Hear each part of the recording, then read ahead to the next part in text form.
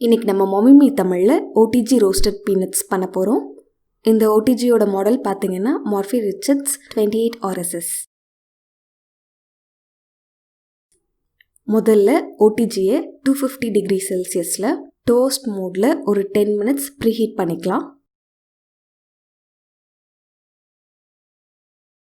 OTG preheat ஆகும்போதே ஒரு cooking ட்ரேயில் 2.5 cup வேர்க்கடலை சேர்த்துக்கலாம்.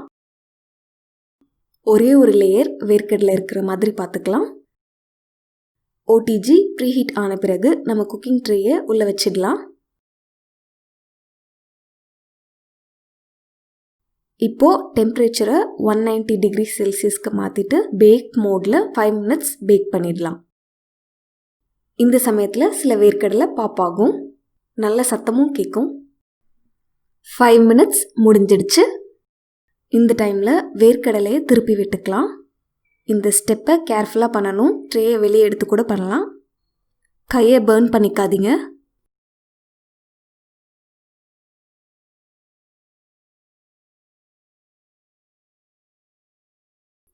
இப்போது திரும்ப பேக் மோடில் ஒரு 2 to 3 மினிட்ஸ் பேக் பண்ணிக்கலாம். இந்த ஸ்டெப்பில் நம்ம ஒரு மினிட்டாக பேக் பண்ணலாம். OTG ரோஸ்டட் பீனட்ஸ் தயாராகிடுச்சு.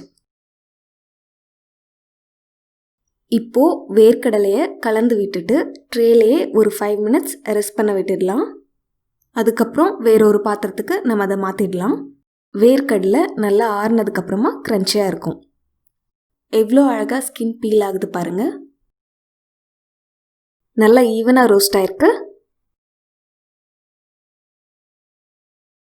ஸோ இதுதான் போன பேட்சில் எக்ஸ்ட்ராவாக 1 மினிட் விட்டதுனால நடந்தது. கடலை ரொம்ப சீக்கிரமாக பர்ன் ஆகிடும். ஸோ ரோஸ்ட் பண்ண போகிற வேர்க்கடலையோட சைஸ் ரொம்ப முக்கியம். ஸோ நான் என்ன சஜஸ்ட் பண்ணுவேன்னா, எப்பயுமே வேர்க்கடலையை ரோஸ்ட் பண்ணும்போது கிட்ட நின்று கம்மியான டைமிங் வச்சு ரோஸ்ட் பண்ணுங்கள்.